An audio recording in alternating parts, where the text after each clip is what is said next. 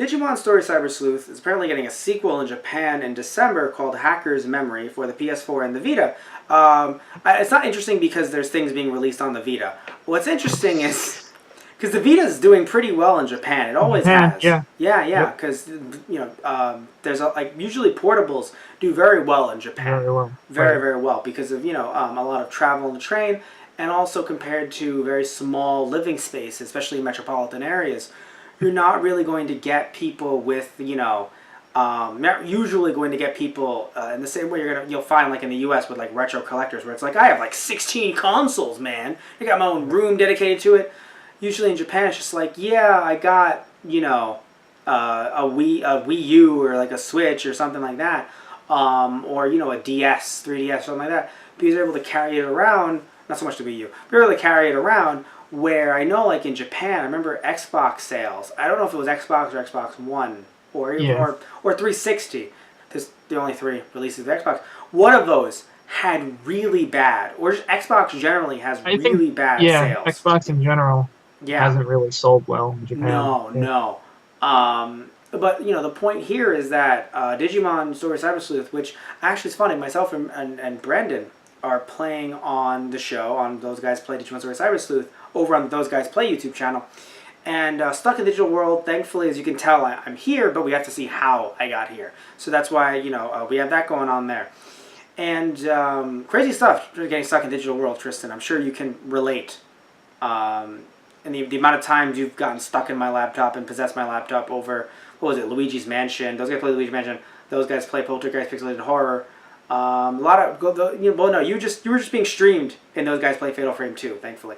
But anyway, you were just at home, thankfully. But the point is that when it comes to this sequel, I'm just shocked because the first game came out, right? Mhm. And it seemed pretty good, There was some griping about the localization and stuff like that, but still the game did pretty well. I mean, it got a US Yeah. release, clearly, and it Right. prompted the next one. What was it, like Next World or World Order or something like that? Yeah. Yeah. Because they kind of have two different series going on with Digimon. One of them is more RPG and or story driven, while another kind of focuses on like Open the world. yeah, kind of like more of the Tamagotchi aspect Right. of raising the Digimon. Like if you Oh. ever had Mm. a Digivice as a kid, that it was Mm. basically a Tamagotchi but with Digimon, and you'd walk around and raise them and feed them and have Okay, fights and so stuff like wait a that. minute. So I'm confused here. I was under the impression Yeah. that Digimon Story Cyber Sleuth did so well, right? Then they made, the Next World Cross Digimon expansion world mode game, the sequel, the movie. And so they made that separately, and then they thought, wow, that didn't do well. Let's release another Cyber Sleuth. That's not the case. They're actually planning on doing two separate series. Yeah, two different lines. Yeah, Oh, okay. That's actually pretty cool. the games are geared a little bit different. One's more Wow. story driven, the other Yeah. is just raising. Well, no. Well, here's the thing. I Not don't that there know. isn't a story in the other, but No, but have you actually played Digimon World or no? yes, I have. Then the second one is more like Digimon World, the original. And then the Yeah, first one, arguably, even though you are there, as a human, it's a bit like Digimon World 3 and 4, right. where you're not necessarily raising them, you're just training like Pokemon. Yeah, Yeah. Funnily enough, it's a bit like Digimon World 2, arguably, where you're there as a human, but you travel around in dungeons a lot, funnily enough. yeah, I'm talking about like Digimon Cyber Sleuth compared to Digimon World yeah. 2. World Two, And right? and then you're training your Digimon, and you can also, you can evolve them or digivolve them and stuff like that. So, yeah, that's a bit more, I think I even said it on the show, on Those Guys Play Digimon Story Cyber Sleuth. I said, oh yeah, it's like Digimon World 2, this game. So it's kind of funny that they kind of went back to Digimon World 1. Because when I saw the screen caps of Digimon World Next Order, it reminded me of Digimon World 1. Yeah. But then when I see this coming out, I'm like, oh, that game didn't work out. I didn't realize they're actually planning to do both simultaneously. That's actually pretty cool. I hate to say this, though. I don't know how it's going to do in the West. I mean, the first two have done decently well. Yes, but to me anyway, and maybe I'm wrong here, it seems like these games are coming out every year. So, Yeah, is the West okay with paying for Digimon games like they do for different Call of Duties and sports titles? Like, what's like we're I gonna have to mean, see. We're gonna have to Pokemon see. has started doing it, so Yes, but how long will they? That's another thing too to think that's about. true. Yeah. Yeah, You know, is Ultra Sun and Moon the last game in the franchise? We'll have to find out. No, but in all seriousness, right? When it comes to this, like, that's the thing too, by the way. Yes, Pokemon has done,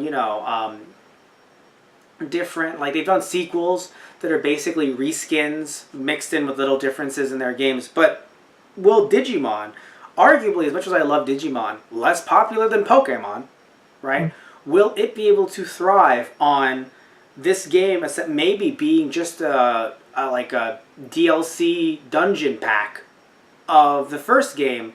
With because again, I'm not saying it is that, but we don't know what it'll be yet, right? And also, what might matter too is sales in Japan also matter.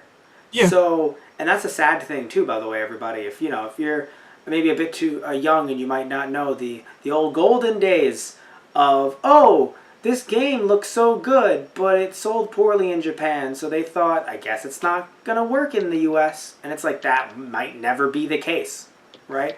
Remember there was Marvelous for the Super Nintendo. Now, yes, a little bit before my time. I was way too young when that game came out, but the point is that looking back on it, Marvelous even had a spread in Nintendo Power, and it looked like it was going to come out on the Super Nintendo, but it was it was very text heavy. It was released at the end of the Super Nintendo's lifespan, and it never got released. Now, thankfully, this doesn't seem like it's being released at the end of the PS4's lifespan, right? But still, if this game doesn't do well, although, to be fair, apparently it's getting a Digimon 20th anniversary box. So, they might want to do a cross-promotion thing with the US, regardless of its Japanese sales. And to be fair, Digimon Tri is still going strong in Japan. right.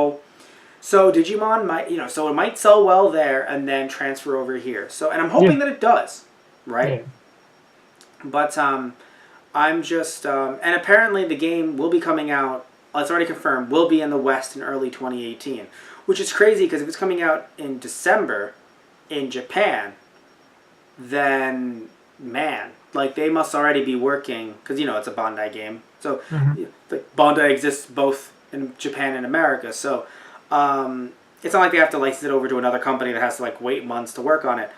So I mean, yeah, and also there's no dub either, English dub. It's gonna right. be the same Japanese dub with the English subtitles again. So that might also make it easier to release. To be fair. So yeah, I do wonder what'll happen with this game. Like I hope I'm not saying that I want Digimon to, not succeed. It's just that, it sharing maps from the previous game, it does add 30 maps. Apparently there's gonna be 90 maps in this game. So it sounds like it's gonna be Yeah, bigger, than the last game as well. right. But And they're also yeah. adding more Digimon Of too, course, of in the course. sense of like how Pokemon does. You know, there's Yeah, always yeah, going to of be course, new of course. ones each Well, preceding wait. game. Are So there new Digimon, or are there ones that just weren't playable last time? I assume no, that's what it is. new Digimon. Because there's new seasons as well. Yeah, Yeah, yeah, fair enough. Um, so yeah, I think that this game has the potential of doing well, and I hope the Digimon franchise stays strong. yeah. Because thankfully it's come back with a vengeance, right? And Right. it's really, I think they've yeah, got a decent foothold right now that yes, the next game coming out, even with a yearly basis, mm-hmm. it's two games that kind of hit maybe different sides of the fan base too, or even Yeah. just So, people mm-hmm. how people game in general, what they want to Right. see in a game. So arguably, you can have Digimon fans going, I like Cyber Sleuth, but I don't like Next Order, or ones going, I Right. like Next Order, I don't like Cyber Sleuth. Hopefully. Yeah. And arguably, some might say, if it's cutting into your profits. It isn't if one side wouldn't buy the game anyway. Right. So if one side bought Cyber Sleuth and said, I don't want a game like this anymore, then you not giving them Next Order, they might not put any money in your pocket at all. So in this case, it's smart to release both. Because you're right, to some people, maybe they'll only watch it, every 2 years. Same thing, arguably, with the Star Wars franchise. There may be some people, that are like, I don't care about Rogue One, I just want to continue the story. And then others that are like, Disney's ruining Star Wars by continuing the story. I'll check out Rogue One and see what that's about, right? Because, that could happen. I think that's a bit more rare, right? But it can definitely be a thing. So, yeah, I look at this and I think it has a chance. I just worry that what's going to happen after 2018? Will people want a Next Order sequel in 2019? Will they then want a third Cyber Sleuth in 2020? Right. Like, that's what we have to think about, because video games are not like movies, right? You can say, hey, I'll watch a movie for 2 hours, maybe a little bit less. If I don't like it, that's fine. I'll never see a new one again. The amount of time, the amount of effort, the amount of money poured into these games, and then people pouring their money into getting them. Will the next 2 games, which might seem like a long time for some, be like, Matt, that's so long from now. Not really, when the next one's coming out. We're filming this in August, right? It's October, but in August, right? September coming up real soon. So you sit there and you're like, this is coming out in December, and then the next game in America might come out in like February. Right. So 2018 February, these games they're coming quick, right? So 2020 is not far away. And will these games be? Because guess what? If these games don't do well, and then Try might be off the air, and I don't know what's going on with the newest season of Digimon. You don't know what'll become of the series. So I do think that after this game, they should be a little bit more wary of doing yearly releases. Yeah. That's all I'm saying. That's all I'm trying to say. Oh yeah. No, I would say that with any series, really. Like for games, I feel like there should be a bit of, like, I guess they try and ride, the popularity while they can, but it's like, I feel like you should have at least a year, 2, 3 sometimes even between your games to give people time to digest. Yeah, give people time to digest, or the people who don't get this one right away, give them a chance to get it as well before you put out the next one. Yeah. Where people are like, I just finished this one, I'm not sure if I want to jump into another one right away. I felt like Pokemon. For me, that's too. And I love this. Yeah, for me, that's how it is with WWE games. Right. Yeah. So I wish both Digimon, Toei, Saban, and Bandai Namco the best with everything that's going on here. Even though I know Saban isn't involved in this game, but still, just in general with the Digimon franchise, I just worry. I'm a worrier. I worry.